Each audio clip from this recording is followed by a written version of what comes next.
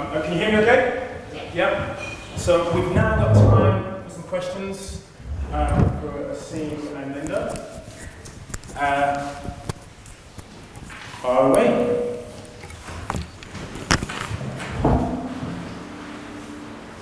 I'm Dr. Deans. This question might be annoying because it might be one of those I have a point to make questions, but this is for Dr. Malhorta. I've seen in my practice, and you've seen the literature, in psychiatry, there's actually a danger of hypocholesterolemia. So, fairly large study in Mexico, people in the inpatient unit with suicide were 5 times more likely to have a total cholesterol of less than 160. I've seen sometimes with high-dose statin therapies, not so much in my depressed patients, but definitely in my bipolar patients, schizophrenia patients, increased paranoia and psychotic symptoms. So I wonder if you had any thoughts about that. Yeah, can you hear me? Yeah. I know a lot of psychiatrists, a lot of colleagues I work with, even neuroscientists, neurologists, very clear from their perspective, statins are neurotoxic. That's exactly what they say. So I think there is something in that, and as you say, there is data out there. So there is probably a link. I think this is something that's going to. I think what's going to emerge over the next few months, maybe hopefully not too long, but maybe next few years, is that there is a massive underappreciation of all the different adverse effects of statins. And we've got, close to 100 million people, as I say, prescribed it around the world. Many of the effects are so involve every system of the body that actually what happens is a lot of people then get. I suspect some of the people who are having depression, potentially from statins as well, are being prescribed antidepressants when it was statins all along. So I think there is something in that, definitely. That's what I've also been, have observed.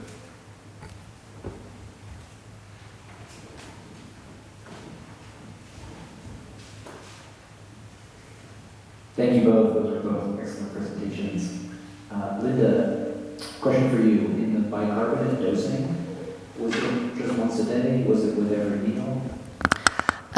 That's a really great question. My personal belief is that because the bicarbonate effects are so short-lived, that if you're going to do this, you have to do it multiple times per day. And typically, in order to give bicarbonate, if you just ate sodium bicarb, your stomach would blow up with gas. So we always give it with food. So typically, we divide it up into portions with meals. If you want to give bicarbonate pills, and we do that with people with advanced kidney disease. But if my personal recommendation would be eat the fruits and vegetables, and only if there's some specific reason, like we're limiting your potassium intake, for you not to do that. So, because there's lots of other good effects from the fruits and vegetables, not just the alkali therapy. But yes, you'd have to divide it up.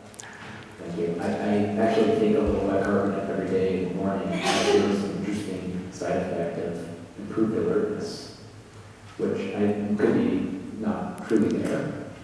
Maybe it's just something I've seen that doesn't exist, but thank you for that. And Dr. Malhorta, question for you. So saturated fats is a class, not just a one molecule. Do you have an opinion on different outcomes depending on whether or not it's palmitic acid versus stearic acid? Very interesting work showing that stearic acid activates mitochondria, where palmitic acid doesn't, and that might be the connection between some of the associations that have been observed in disease outcomes. Yeah, I think that there are scores of different saturated fatty acids. They probably have different biological effects. I think one of the things that was interesting that was published in the Lancet Diabetes Journal was they looked at dairy, they looked at different saturated fatty acids in the blood and found that, and I can't remember which ones it were, but the ones that were associated with type 2 diabetes were actually triggered from the consumption of starch, sugar, and alcohol. So you get this endogenous production of saturated fatty acids in the liver. And I think that also may have muddied the waters years ago when they didn't realize, they thought whatever they found in the blood was linked to the dietary saturated fat, but actually it was linked to refined carbohydrates and sugar. And that's where the association comes there. So, but again, this is not widely appreciated. So I think it's probably likely to have different biological effects. I suppose, you talk about stuff going on at a biological level. it then, we've got a mechanism of potential harm, but then you then need to see how does that translate into actually hard outcomes as well. So I think that's, some of the limitations of that science.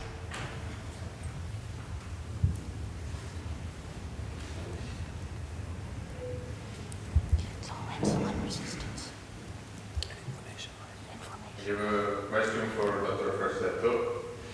So aside from a biochemical standpoint, as you perfectly shown here, we've been digging deeper into a biophysical standpoint lately.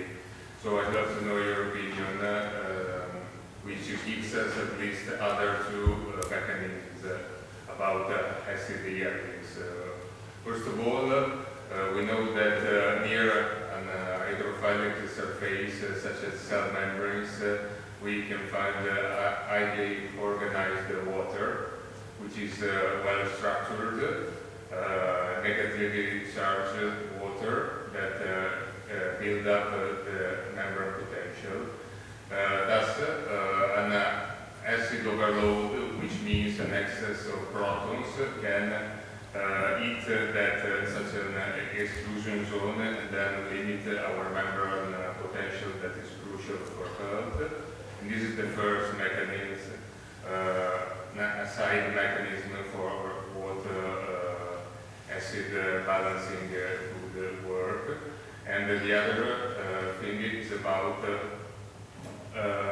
carbonates as a catalyst of the burning water reactions. That means that exclusion zone water is an electron donor toward the oxygen in the bulk water. And carbonates are catalysts of such reaction that produces energy. Do you think it could be another mechanism for what carbonates and an acid yielding control is crucial for health aside from biochemical standpoint? If I understand your question correctly, this sounds a little bit like the mechanisms that occur with acid environments and how cancer cells eat into normal tissues, where they destroy the surrounding tissues, and that allows the cancer cells to progress. That's kind of what it sounds like to me. So. Actually, the shifting toward the Warburg effect is mostly due to these mechanisms. Yeah, I mean, it's an interesting new way of trying to, show whether or not there's something we can do to prevent cancers from metastasizing. I mean, I know very little about that, just that that's a new area of development, so. Thank you very much. Any questions now? Vinny? Just a quick question for me. Thank you both very much for your talks. Question for Dr. Aseem. So, sort of very much against the grain of modern conventional interventional medicine. Under what circumstances do you prescribe statins to your patients now? Oh no, so I prescribe statins all the time, but always through a shared decision-making conversation. So as long as a patient fully understands their absolute benefit, in keeping with sort of ethical, transparent communication of risk, then it's absolutely fine. So that's what I do. And also I see a lot of patients who get significant side effects that turn out to be the statin, and they haven't, especially elderly people are particularly vulnerable. So a lot of elderly people, they tend to get memory disturbance, and some of the things part of the normal aging process. And it's amazing. They stop the statin within a couple of weeks. They suddenly, their family said, "What's happened?" And it's actually quite sad that this has been missed, because a lot of people are suffering for a long time. So I also explain to them that, listen, you're not going to drop dead if you stop your statin. For even heart attack patients, that risk is extremely small. And my understanding, my analysis, no one's really challenged me on this, that if you look at the data on statins and accept, and this is, there was a US task force on statin safety written in 2014, that it's appreciated that a lot of the randomized controlled trials where you see benefit from statins, patients with side effects were excluded. Okay, so there's a pre-randomization run-in period. Most doctors don't know this. Before the trial starts, and the patients that are non-compliant, including ones that don't tolerate the drug, are taken out of the trial. So you're now reporting on a selected group of people that didn't get side effects. So if the patient genuinely has side effects, if it's a genuine side effect, and they've even got heart disease or whatever else, the risk of death from stopping the statin is 0, because those patients are not represented in the trials. If it's not a statin, if it's nocebo or whatever else, then it's still very, very small. So I think that's something, again, doctors need to be more aware of, because a lot of people won't stop the statin because they have this fear that suddenly a patient could die, etc., they'll be sued. So it's always about having that conversation.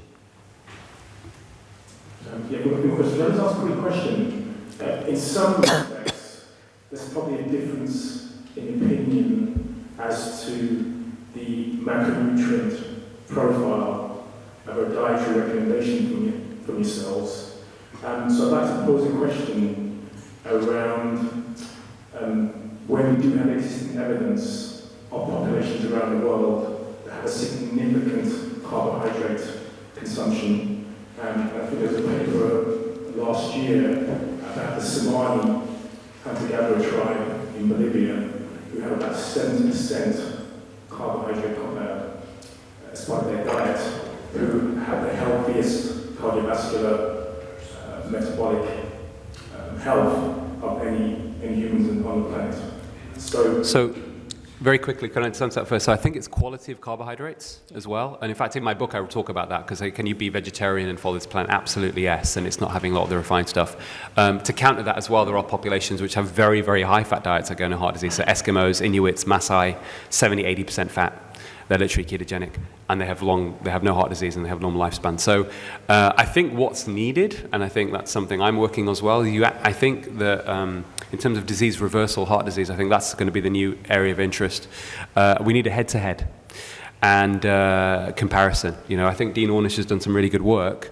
My own personal, again, if in keeping with values and preferences, if a patient comes to me, I have many friends that are vegans, and from their values, I understand that. But again, the problem I have with vegan diet is you need to take B12 supplements, and that for me intuitively doesn't make much sense from an evolutionary perspective, that we are now taking factory-formed concentrate supplements. We don't really know the long-term impact of that as well, and our body's designed to take supplements. Of course, people need them, who've got deficiencies, but on a population level, I think there's a problem there. But I think we need a head-to-head to look at the finer detail. But in general, Darryl, you're right. Ultimately, I think we should be moving towards now, which hopefully most people can agree on, is that the big problem in population health is our consumption of ultra-processed food. In the UK, it's 50% of our diet is ultra-processed food. So if we go through a kind of whole real food approach, then I think hopefully we can have some agreement there with the vegans or the carnivores or whatever. Yeah, I think that the biggest argument that we get in the United States is the cost of trying to get away from processed food. So I did most of my training in inner city hospitals where people cannot afford fresh fruits and vegetables, or even meat is really hard. So processed food is cheap. It has lots of calories, and so that's what they eat. And so changing the population, there are a lot of economic problems there. Yeah, and on that, I think the approach to that would be it needs government intervention to make sure that those foods are more affordable, and then you price up. I mean, that will definitely change the balance, to be honest. So that needs government intervention. Okay. Hi. I have a question for Dr. Malhorta. I come from Rome, and about 350 kilometers upper to Piopi. So, I know. And in your opinion, what role plays the complex system of vitamin K2 in the mosaic of cardiovascular disease? So, atherosclerosis is the main event, physiopathology, but we have also arteriosclerosis, with the involvement of vitamin K2, vitamin D, calcium, and phosphorus. Not only from an evolutionary point of view, because vitamin K2 is synthesized by our gut flora, for example. I don't know about anticoagulants, warfarin, all the problems we have. But also for a clinical point of view, for example, could be useful to consider to take mannakinosterin or similar daily to lower cardiovascular risk and cardiovascular disease, in your opinion? So the question is about vitamin K2. So observational data, both for vitamin D and K2, does suggest that there is a reduction in cardiovascular disease, but again, it's observational data. I have anecdotes of people who are taking vitamin K2 as the only thing they've done that's changed in their diet, and they've reduced their calcium score, their coronary artery calcification score. But again, this needs to be tested in a randomized control trial. I don't think, as long as there's no harm, but food sources of K2, I think natto and certain cheeses, so if you like cheese, great, I think Gouda, Jarlsberg, they're quite high in vitamin K2. So I think it's an area of interest, and I'm sure there'll be some research and publications on that in the next few years.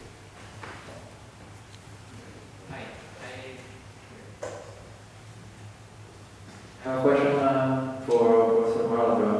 I'm working in home in the internal medicine department, and I see a lot of patients with our dyslipidemic center in our hospital.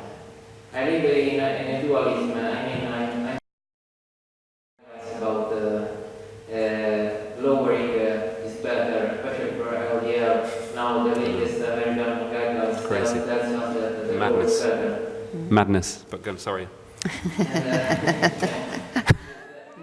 for me is a problem because I have two little questions actually. The first is what is, in your opinion, the best lipidic panel or profile panel that we can to better understand and estimate the risk of a cardiovascular event, not only total LDL, HDL, cholesterol level.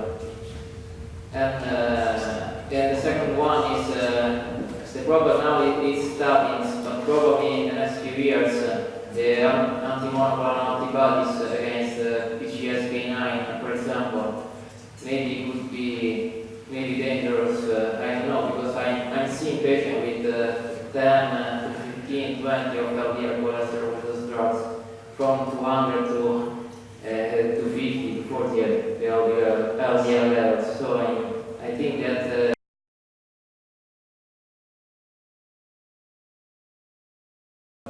could be the monoclonal antibodies and the effects on the impact of lowering so much LDL. Yeah, so answer your first question, and then the second. If you target insulin resistance, the cholesterol profile gets better generally. We know that, again, total cholesterol to HDL ratio seems to be a pretty good predictor. When you look at extent of coronary artery disease in people with coronary artery disease, the triglyceride to HDL is the most predictive. And there is a lot of emerging evidence suggesting that certainly there is no correlation or association at all with LDL cholesterol and even coronary calcium scores. So I think a lot of that's going to be refuted soon. At the extreme levels, what's really interesting, and I see a lot of patients several patients with FH, familial hyperlipidemia, who are first diagnosed in their 50s. I've had 3 consecutive patients in the last couple of years, all females, late 50s. We're talking about cholesterols through the roof, LDLs of 15, total cholesterol of 20. I think the units would be something, 400 or 500 in American units. I mean, huge, right? Really through the roof. And they've come to see me, and they're very fit, they're active, they're cycling, they're no other risk factors whatsoever. And they're like, well, I don't really want to go on a statin, but I've been told by a doctor or even a cardiologist, a lipidologist, in these sorts of terms, which actually underlies the fact that many doctors don't even understand or appreciate the evidence, that unless I take a statin, I've essentially got terminal cancer, and I will die soon. I mean, people are scaremongered. The reason I'm telling you this is what I've done with those patients is, the issue with FH, with very high levels of cholesterol, is there isn't any randomized control trials that have shown any specific benefit, but it would be considered unethical to do it because, of course, there is a strong association. But even that association with traditional FH, 70% of women and 50% of men with familial hyperlipidemia will not develop, untreated, will not develop premature cardiovascular disease. So in these 3 consecutive patients, all with similar stories, I actually organized calcium scores and even CT coronary angiograms on them, because my thinking is this: in your late 50s, you've had the high cholesterol all your life, genetic. If it's a risk factor for you, if it's a problem for you, you're going to have heart disease already. It might be a minor amount, but it might be a severe amount. You will have heart disease. All 3 of the patients, completely normal. These people should not be prescribed with cholesterol-lowering drugs. So the second part about PCK, yes, these new drugs that are coming out, there was one big trial that didn't show any cardiovascular mortality benefit, no all-cause mortality benefit, and the headline news was huge breakthrough in the management of heart disease from one of the lead authors, despite the fact that it didn't actually reduce cardiovascular death. In fact, although it didn't reach statistical significance, there were more people that died in the intervention group than people in the placebo, about 16 more because of fatal infections. And this was pushed in the news as huge breakthrough in the management of heart disease. So we've got a huge level of misinformation coming from academia, from respected bodies. Unfortunately, the problem, I think most of these people want to do the right thing. I think there are huge flagrant conflicts of interest and not being appreciated by guideline bodies. 50% of guidelines, by the way, are opinion-based. Most of the people in these guideline bodies have financial ties to the drug companies. This is not being discussed, and this is a big, big problem. And this involves American Heart Association, the British Heart Foundation, NICE guidelines. This is a big problem that we need to address collectively.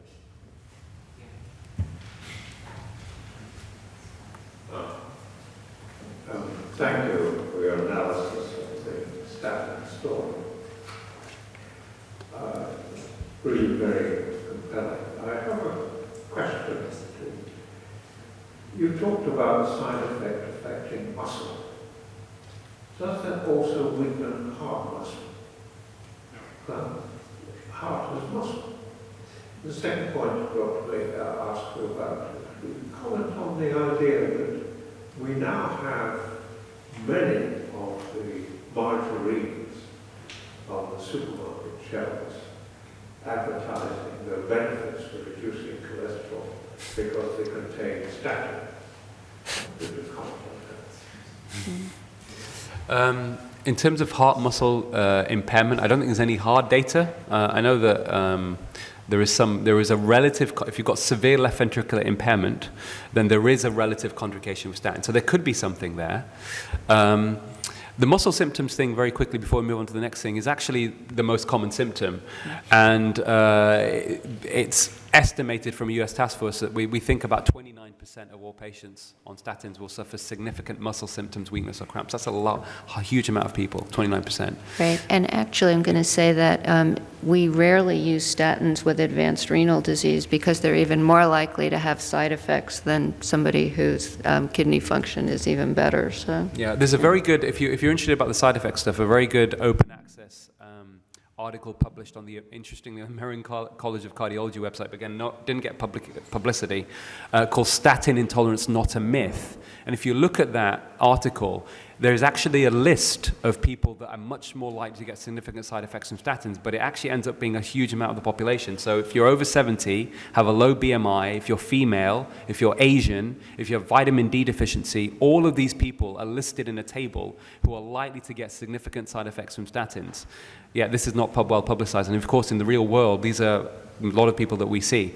In terms of your second question about the cholesterol-lowering foods, you know, this is, the pharmaceutical industry have used surrogate markers to sell their drugs without outcome benefit necessarily. So the same problem applies with the way the food industry, you know, they sell their products more on how they're marketed, not the nutritional value. And this is a failure of the regulatory process. You know, people are being deceived on a mass level. So this is a failure of regulation. So we need to change the law as well to stop people being deceived by buying foods that they think are healthy, which has no evidence of any benefit, based upon something that, you know, it's pretty extraordinary. You know, but like, for example, in the United States, if you are looking for something as a food product, that is under a different regulatory system than, you know, than the drug part. Even though it's the Food and Drug Administration, the food part is regulated much more loosely than the drug part is. So. And we know how bad the drug part is. Exactly, right, yeah.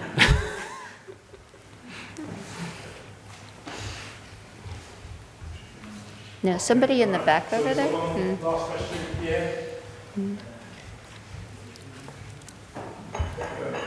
I'm the Developer. Just a comment about the recent question of Michael. Perhaps he also pointed that some margarines contain sterols. And it was very well proved that sterols are not beneficial to coronary patients and atherosclerotic patients. So this point is a very, very important thing, because all the industry is always coining in every advertising that sterols, because they are plant sterols, are very, very good, and it's the contrary. Yeah, it's basically a con. What I tell my patients, I say, if anything is marketed as being healthy, don't buy it. It's likely to have the opposite effect. You know, you don't need to market broccoli and apples. You know, do you see any adverts like eat apples are really healthy? No, you don't. You know those foods are healthy. If it's marketed as healthy, avoid it. I tell my cardiac patients that. If it's marketed as proven to lower cholesterol, avoid it. And no one's taken task on it yet, so.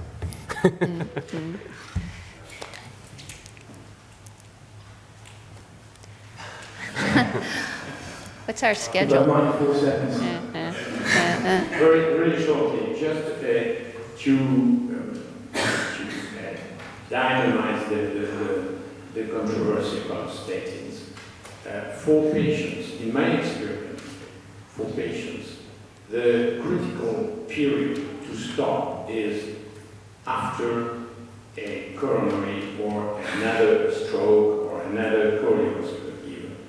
In the short period of 6 months, stopping statins or stopping antiplatelets is relatively dangerous, especially if the patient doesn't do any improvement in his lifestyle, in his diet, and so on.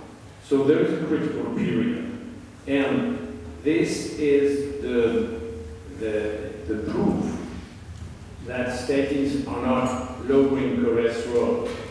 They are just making an inflammatory effect on the low inflammation grade factor of rupturing plaques. And in the several weeks around the accident, it is, in my view, relatively dangerous to stop statins or aspirin and so on. What do you think of that? I think you just have to look at the data to show that there is, that risk of I think aspirin's different. Certainly if you've had a stent, I think you can get stent thrombosis, that kind of thing. I don't think that applies to statins. I'm still yet to see of a single patient who died or had a heart attack after they stopped their statin. And I've treated 20,000 people in my career. So I'm still waiting for that patient. Okay. We have to stop it. Just to keep time, but thanks for having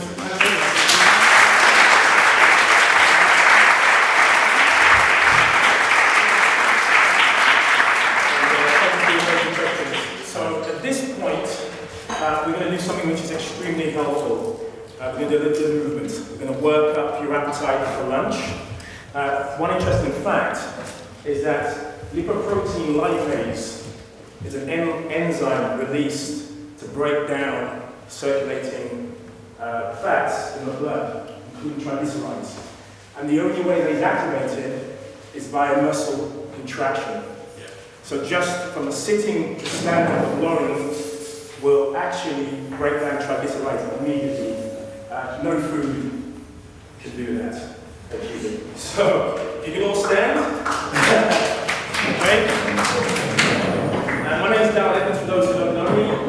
I'm the founder of Primal Play, and so we'll be spending the next 5 to 10 minutes having a series of movement snacks. So it's movement activities that you'll be able to do without having to change into gym wear or anything else, and we're just having some fun.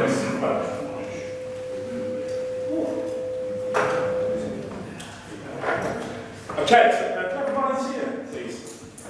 Anyone? Okay, thank you. People are always scared. I'm going to do something really crazy. All right. So the first thing we're going to do is we're going to have a handshake to your partner, your play partner, right? And as we do so, you can stand on one leg, right? And it's going to be a really slow handshake. So there's going to be quite a lot of resistance applied. Try and stay balanced. Okay? So give that a try. Stand on one leg. If you need some support.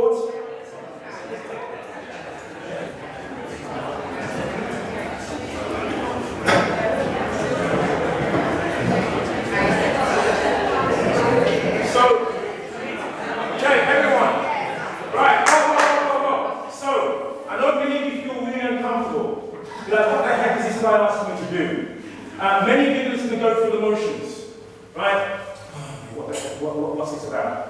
What I want you to do is to think seriously and purposefully about maintaining your balance and stability on one leg, first.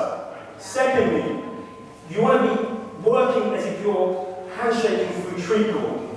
Like, do you know what I mean? You're really working hard. So there should be a lot of resistance during this. Okay? If you lose balance, if you're hopping around, it's a really good sign. Give it another go. Stay focused.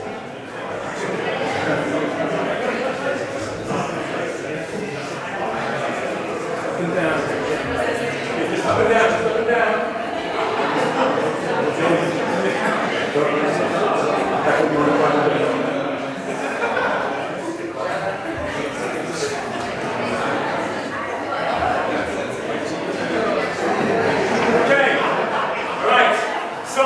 Come on, handshake, now that we know each other.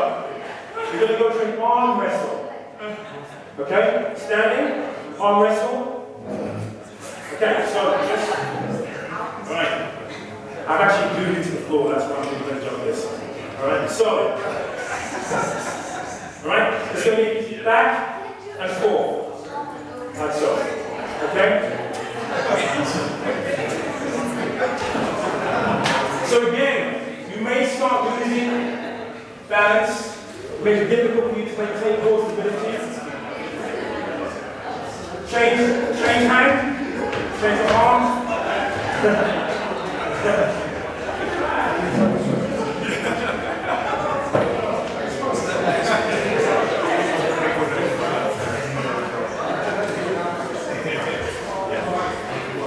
Okay. All right. So.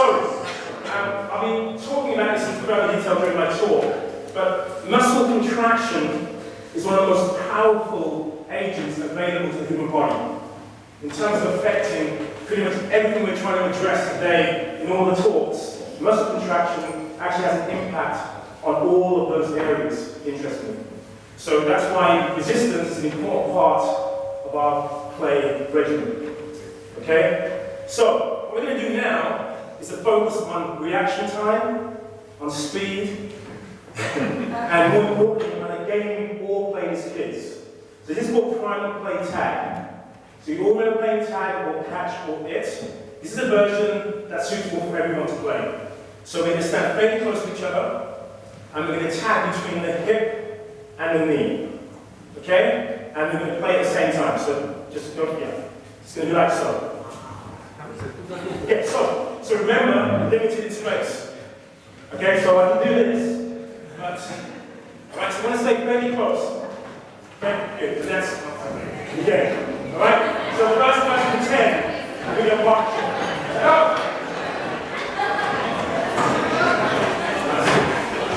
Come on, let's do it again.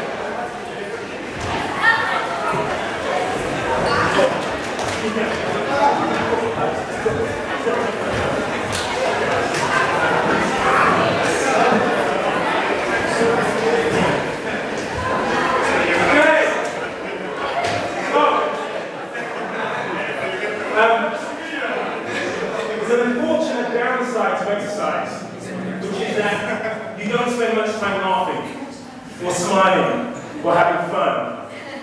Okay? Remember the last time you were in the gym? Remember what your face was like? Remember the face of people around you grimacing? Some of you may want to video some of those individuals for later use. Sorry about that. But the point is, there's just lots of pain on the face. It's punishing. Right? We choose to do it because we know there are health benefits, or we want to look better, or whatever it is. But there isn't much joy in the process. When you're playing, when you're interacting with other humans socially, when the brain's engaged and it becomes mindful, regardless of the pace of the activity, you don't have to listen to Enya, you don't need to burn incense, you don't need to be in a dark room. Play is the most mindful of activities because you're completely engaged in the moment, which is why kids have a fantastic time enjoying being in a playful state. Alright, so here's another game. This is really good, this game, which is called Sticky Shoulders. Right?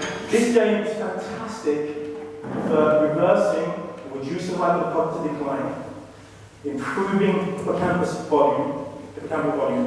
This is the game. I'm going to place one hand on. Yeah, okay? That's a video. Right? So the goal here is I'm going to be moving really slowly, okay? And you've got to keep your hand on my shoulder, okay? So you're going to be twisting back and forth really slow. So this is not the aim of the game. Just really slow, almost like a choreographed as we do this. Okay? Keep on sharp. Alright? And then we change. Well. So give that a try. One hand on the shoulder, close to the shoulder. Really slow movement. 3 dimensions.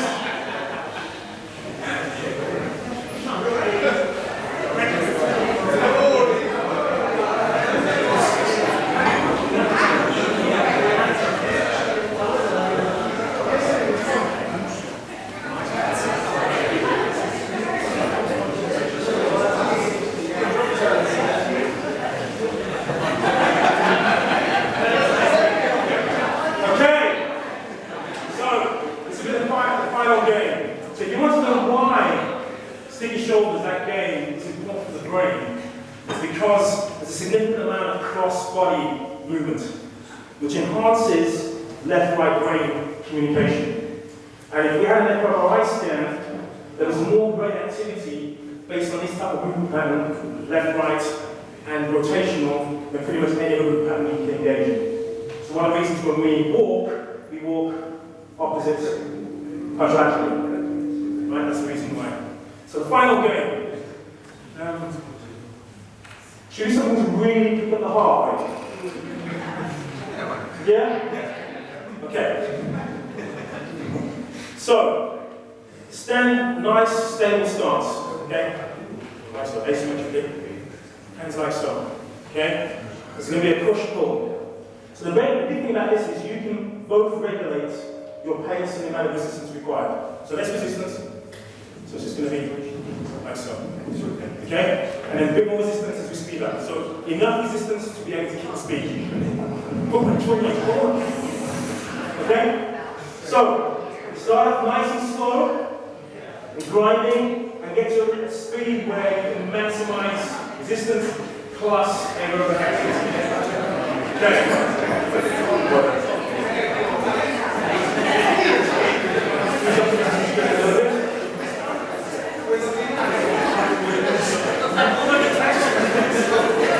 Alright, everyone, just quickly. So, some of you are doing this. Start stable. Right?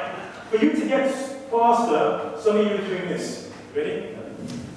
Yeah? So I was really as fast as I can. No control. Alright? If you just apply resistance, which also some of you are doing, this is what happens. You know, that's not what we want. We want to combine the two, which is power. Okay? So, that's what you're aiming for. Okay, as fast as you can, as strong as you can. 20 seconds, let's go!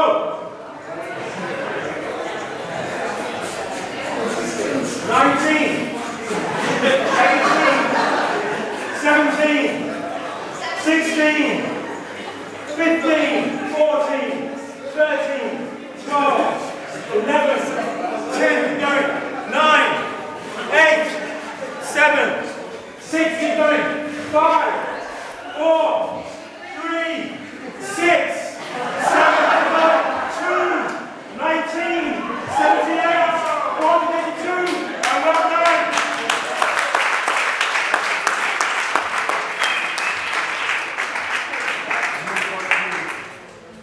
for taking part and enjoy lunch. We'll be reconvening at 2 o'clock. There is a change, a slight change in the timetable. It's going to be Dan Pardi speaking about sleep at 2, and I'll be speaking after Dan. Thank you very much.